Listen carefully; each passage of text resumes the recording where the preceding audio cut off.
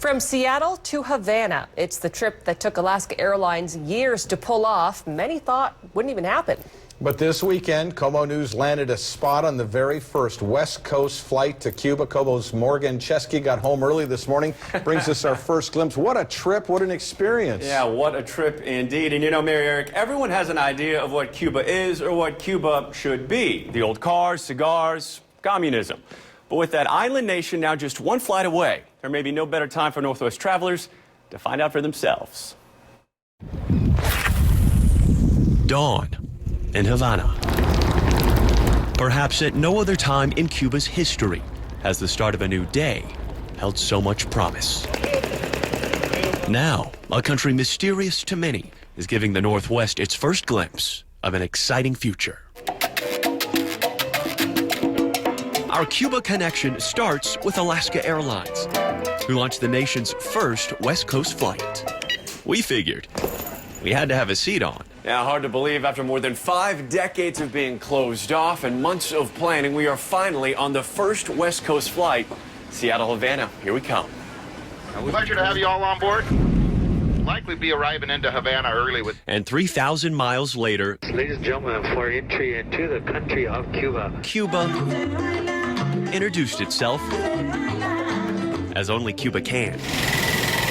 Now, a city where guards once stood on every corner is opening its doors to a former foe. It's over-exceeding our expectations right now. We caught up with Alaska VP John Kirby outside the home of Ernest Hemingway, who made it clear these views, this trip, was an airline battle. It was heavily contested. There was only 20 route authorities for Havana, and there was over 60 applications.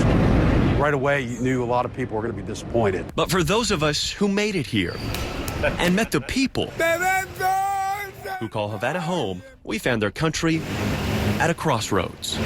Last year, more than 3.5 million people visited Cuba, many of them coming on cruise ships. But where some countries would look to expand, Cuba's standing guard over its most prized commodity, the culture. We are on the edge of being overflowed right now. You need more taxi drivers and bartenders than hotel managers. With U.S. visitors expected to double this year, the question is, can Cuba grow fast enough to take advantage of a business boom with its neighbor to the north? We have many things we could share, so as many things we could have difference. But the most important idea is that the only one who will be changing Cubans are the Cubans itself. Just one story of so many we had a chance to share this week. So Excited cool. to do so. It really was. And Mary, you mentioned it. It really was weird looking on that ticket and seeing Seattle, Havana. Right. Well, 50 years, right? Yeah. Right, yeah, setting a precedent. So the country just opened their borders to commercials Sure. and tourism. How receptive were they to you once they saw your camera? You know, it really was kind of a mixed bag. Some people very welcome, open to talk to us. Those are primarily the younger generation. Okay. Anyone who was older kind of remembers the Cuba of past Sure. years. A little bit tougher. More stuff tomorrow? Absolutely. Can't wait. So, Morgan, I guess the question is, you land in Havana. Right. Then what do you do? Yeah, certainly a question any visitor has to ask themselves. And as the country goes, Cuba is still feeling its way around the tourism industry. But when it comes to finding a place to stay, an American business is giving Cubans freedom to cash in. It is not enough to merely see Havana. To truly soak it up, it's best to just listen. And what better place than from one of Cuba's classic taxis, where for a few pesos you can see the city and a few more leave it all behind. Welcome to Casa de Perez, where the coconuts come free when you stay in this 1915 home turned business. I was just right here in the house and someone called me. The caller, a rep for San Francisco-based Airbnb, who tracked down Cuban doctor Margarita Perez to sell her on a growing American market. It's interesting because at the beginning was not so great. It takes time. It didn't take long. Her bookings skyrocketed. Tourists more than happy to pay $300 a night. It's true. Margarita's home may be on the high end of things, but city, even countrywide, the concept's taking off. In just the past year, Airbnb listings have gone up by more than 700%. It's a change best seen in Havana, where tour buses have replaced tanks, for the selfie stick crowd. And this is not a strange place for you. No, I've been coming here since maybe 2001, 2002. But Vancouver native Anita Fawcett says it wasn't until the U.S. normalized relations last July the Havana she fell in love with transformed. The number of restaurants, the number of tourists, people, it's much livelier. And when it's time to kick it up a notch, private clubs now outnumber state-run bars. No surprise this new generation of Cubans able to pull off a delicate capitalist dance in a country still far from it. Business owners certainly doing a good job of managing that delicate dance. And for anyone going to Cuba, two things I can't stress enough: take a lot of cash and lose an attachment you have to social media, because the Wi-Fi, few and far between. Wow. What about speaking Spanish? How important do you think that is? You know, they have a high literacy rate in Cuba, so people can speak English, but I found that having someone who is fluent, huge help. And now we have to see if those relations with Cuba are going to stay. That's right. The way they are right now, right? Who knows what the future holds. Cubans crossing their fingers. We're going to be touching on that come Thursday. For the 2 million people who call Havana home, their Cuba is complicated. Como's Morgan Chesky joins us tonight with a glimpse you won't see in a guidebook. Morgan? Yeah, Mary Eric, you know, you say beauty is in the eye of the beholder, but the same thing could be said for Cuba. It's easy to find the country that we've all seen on a postcard. Much tougher to face the reality we found hidden in plain sight. In Havana, you will find two Cubas. The country that it could be, and the place it still is. ¿Dónde es tu casa? That's where we met teacher Mariana Sanchez and her daughter Erika, ¿No te gusta esa cámara? who led us down a street where neighbors still report foreigners to police, where a trip home means climbing 6 flights of stairs, The elevator get break. where this single mom trades one job Pasa, no muerde. for another. Esta.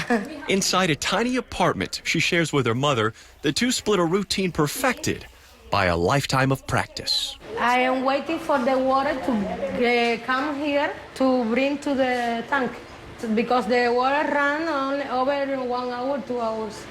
A day? A day. Which is why Mariana saves every drop from a source she doesn't even trust. You have to boil your own drinking water every day. Of course, because I can't afford to go in the store to get the mineral water. And I have to remove this. On her state salary, she can barely afford rent at about $4 a month. Anything left goes to keeping Erika happy and a crumbling home intact. When I get this apartment, nothing was working. This not working. That no work. The toilet seat doesn't have tank. It's very hard. But this is the really life I have. And you can still smile.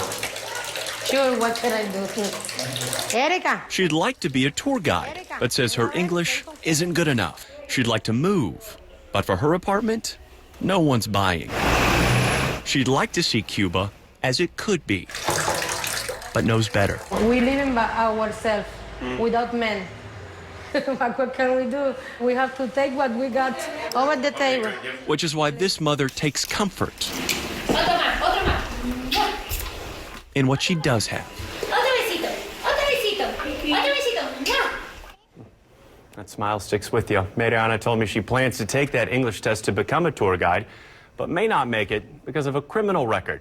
When I asked her about what crime she committed, she said the police found her with her Canadian boyfriend, and that at that time, dating a foreigner was illegal. Wow. Wow. A side of communism we just don't get to see. I mean, that's right. Really fascinating. And she's, every day just goes through that routine, hoping to give her daughter a better life. Thank you very much, Morgan. Yep. How about that? There is a major change to U.S.-Cuban relations tonight, and it's impacting several of the people that we've introduced you to in our Como and Cuba series. Just a few hours ago, President Obama announced the end of the so-called wet foot, dry foot immigration policy. Como's Morgan Chesky joins us with what the change in policy means for Cubans. Morgan? Yeah, Mary Eric, what this means is that for the first time since 1995, if a Cuban sets foot on American soil, they'll likely be going back to Cuba instead of being granted refugee status. The change, a major one for a father we met just a few days ago. If home is where the heart is, Elian Hernandez couldn't be prouder of his. A pieced-together 1953 Chevy he sold his house to buy for a shot at something better.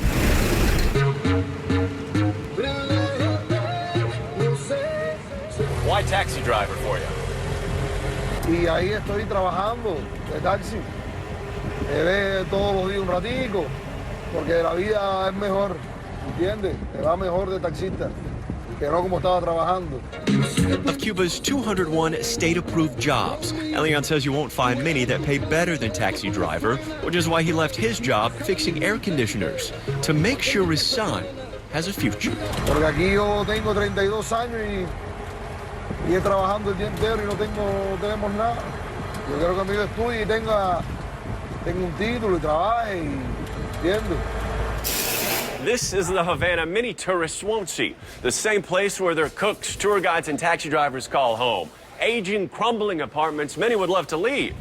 But that's a dream many don't have the luxury of having when they're too busy trying to survive. Tourism is a short-term cash flow industry. It's a blessing on one hand, but on the other hand, it brings new challenge. At the University of Havana, economics professor Jorge Sanchez says it starts with a country not improving fast enough to keep its people. Last year, the number of Cuban immigrants to the U.S. topped 46,000.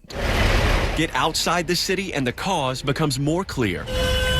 Cameras aren't allowed at this state-run market, but we captured Cubans, ration books in hand, left with little to choose from. A shortage, Sanchez says, comes from struggling farms combined with hungry tourists. A problem. Convincing natives such as Elian to leave their hearts in Cuba for a new home 90 miles to the north. Si fuera por mí, por irme con mi hijo y mi mujer, nos fuéramos mañana mismo, pero eso no es así. You know, a process worth money a lot of those folks don't have. And as for that change in policy, Democratic lawmakers were surprised that the president acted without consulting Congress. Republicans, meanwhile, more optimistic, hoping this leads to more orderly immigration. A lot of people think things are going to change, but will they change fast enough for families like his? Time will certainly tell there. All right, Morgan, thank you.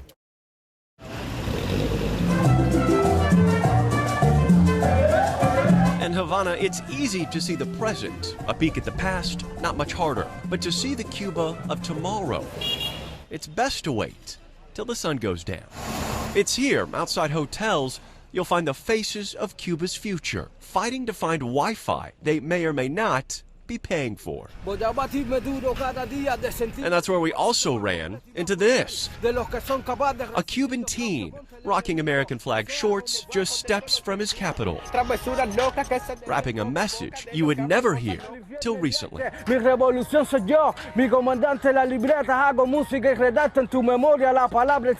With Yon Hernandez on the rhymes and the Gonzalez brothers for the beats, they call themselves Emotions. Le transmitimos a la gente en la calle de nuestras canciones, es un rap con conciencia, ¿entiendes?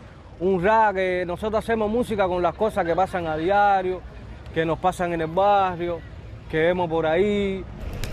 There's not a lot that happens the Cuban youth don't see.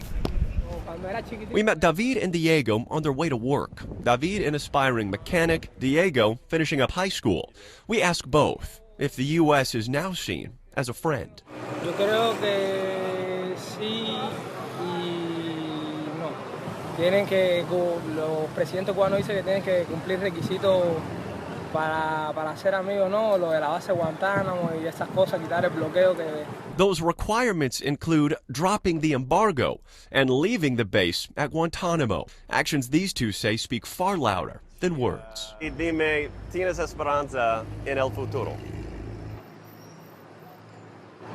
Uno como cubano y adolescente al fin, yo lo que tengo son 17 años, como ya te había dicho.